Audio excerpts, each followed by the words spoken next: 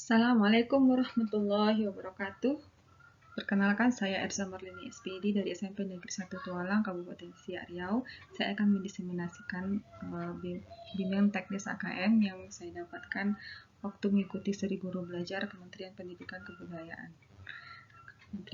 dan Kebudayaan. Baiklah, apa pentingnya asesmen nasional? Asesmen nasional ini berguna ya untuk meningkatkan mutu pendidikan secara menyeluruh, di mana diharapkan nanti siswa akan mencapai kompetensi apa saja yang bisa diharapkan untuk siswa. Yang pertama adalah kecakapan hidup abad 21, dan yang kedua karakter dalam bentuk profil pelajar Pancasila. Apa saja yang termasuk kepada kecakapan hidup abad 21? Yang pertama, kecakapan belajar dan berinovasi. Yang kedua, kecakapan menggunakan teknologi informasi. Dan yang ketiga, kecakapan hidup untuk bekerja dan berkontribusi pada masyarakat. Sementara untuk karakter yang diharapkan dalam bentuk profil pelajar Pancasila ada 6. Yang pertama yaitu beriman dan bertakwa kepada Tuhan Yang Maha Esa serta berakhlak mulia. Kedua, berkebinekaan global. Yang ketiga, mandiri. Keempat, bernalar kritis. Kelima, kreatif. Dan yang keenam, gotong. Bagaimana keterkaitan asesmen nasional dengan kecakapan abad 21 dan profil Pancasila? Bisa dilihat, yang pertama, dua aspek tersebut terukur melalui asesmen nasional berupa AKM, yaitu asesmen kompetensi minimum, survei karakter, dan survei lingkungan. Apa saja yang termasuk kepada instrumen asesmen nasional? Yang pertama adalah AKM. AKM yang diuji adalah mengenai kompetensi literasi dan numerasi. Untuk survei karakter, ini melihat bagaimana sikap, nilai, keyakinan, dan kebiasaan yang mencerminkan karakter. Kemudian survei lingkungan belajar untuk melihat bagaimana kualitas aspek pendukung pembelajaran di lingkungan. Apa sajakah manfaat asesmen nasional? Yang pertama, sebagai potret kualitas pembelajaran di sekolah. Yang kedua, umpan balik peningkatan kualitas pembelajaran di sekolah. Dan yang ketiga, dasar untuk penyusunan program peningkatan kualitas pembelajaran di sekolah.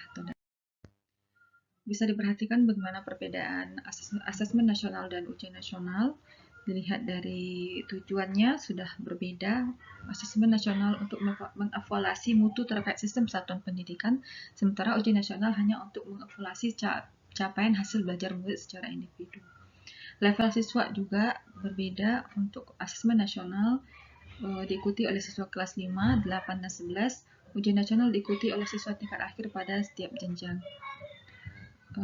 Model soal juga berbeda, lebih beragam untuk asesmen nasional.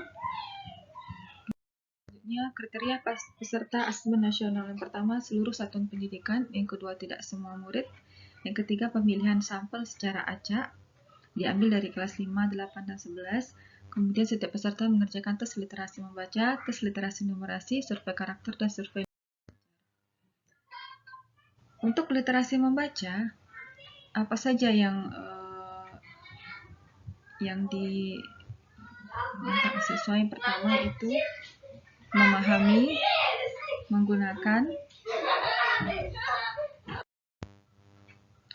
Untuk asesmen kompetensi minimum ada literasi membaca dan literasi numerasi. Siswa diharapkan memiliki kemampuan dalam memahami, menggunakan, mengevaluasi, dan berefleksi. Juga untuk literasi numerasi, siswa bisa memahami, mengaplikasi, dan bernalar.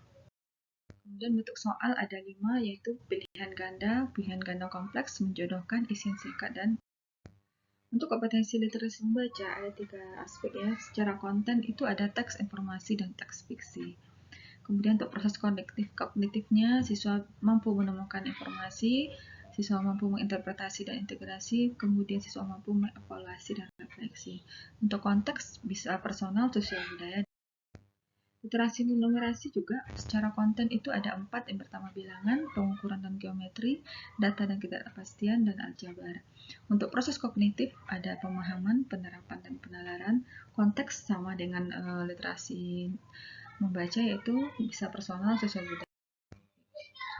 Ada 4 kategori penguasaan kompetensi literasi.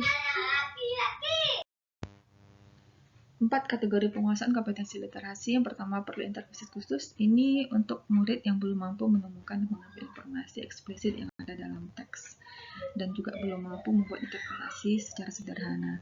Kemudian kategori dasar, murid sudah mampu menemukan dan mengambil informasi eksplisit yang ada dalam teks maupun membuat interpretasi sederhana. Kemudian untuk kategori cakap, murid mampu membuat interpretasi dari informasi implisit yang ada dalam teks dan mampu membuat simpulan dari hasil integrasi beberapa informasi dalam teks. Untuk kategori mahir, murid mampu mengintegrasikan beberapa informasi lintas teks, mengevaluasi isi, kualitas, cara penulisan teks, dan bersikap reflektif terhadap isi. 4 kategori penguasaan kompetensi numerasi, ada 4 juga, yaitu pertama, perlu intervensi khusus, murid hanya memiliki pengetahuan matematika yang terbatas. Untuk kategori dasar, murid memiliki keterampilan dasar matematika. Untuk kategori cakap, murid mampu mengaplikasikan pengetahuan matematika yang dimiliki. Dan pada tingkat kategori mahir, murid mampu bernalar untuk menyelesaikan masalah kompleks. Jadi, dari 4 kategori ini, guru bisa menyusun bagaimana proses pembelajaran yang menunjang untuk terlaksananya asesmen nasional ini. Terima kasih. Sekian dari saya, mudah-mudahan bermanfaat. Assalamualaikum warahmatullahi wabarakatuh.